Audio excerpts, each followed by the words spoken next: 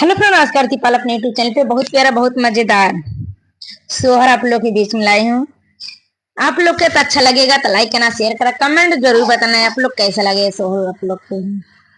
ये सोहर है, सुनो आप लोग के, मेरे को विश्वास है फुल आप लोग को बहुत अच्छा लगेगा सोहर।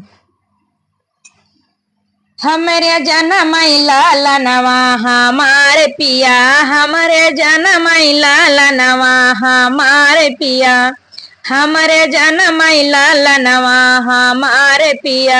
सासू जी आवई पलंग चढ़ी बैठई, सासू जी आवई पलंग चढ़ी बैठई, हमारे बड़ा बुरा लागई हमारे पिया, हमारे बड़ा बुरा लागई हमारे पिया, हमारे बड़ा बुरा लागई हमारे पिया, हमारे बड़ा बुरा लागई हमारे पिया। हमारे जनम लाला नवा हमारे पिया, हमारे जनम लाला नवा हमारे पिया, हमारे जनम लाला नवा हमारे पिया। जेठनी जी आवई लूट, जेठनी जी आवई बचावई रुपैया, जेठनी जी आवई बचावई रुपैया, हमारे बड़ा बुरा लागई हमारे पिया, हमारे बड़ा बुरा लागई हमारे पिया, हमारे बड़ा बुरा लागई हमारे पिया। हमारे जनम लाला नवा हमारे पिया, हमारे जनम लाला नवा हमारे पिया, हमारे जनम लाला नवा हमारे पिया।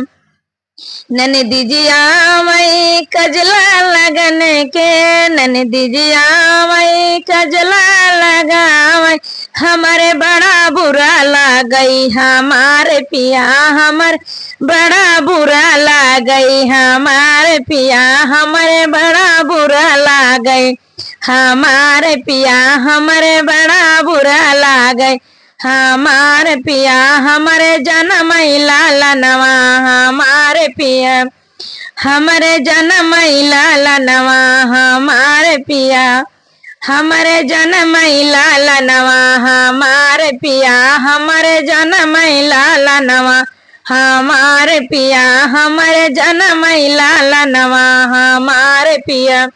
ये गाना कैसा लगा आप लोग के? अच्छा लगे तो आप लोग लाइक करना, शेयर करना, कमेंट जरूर बताना। मैं देखते हैं कितना भाई लोग कमेंट बताते हैं, दीदी लोग, भाभी लोग।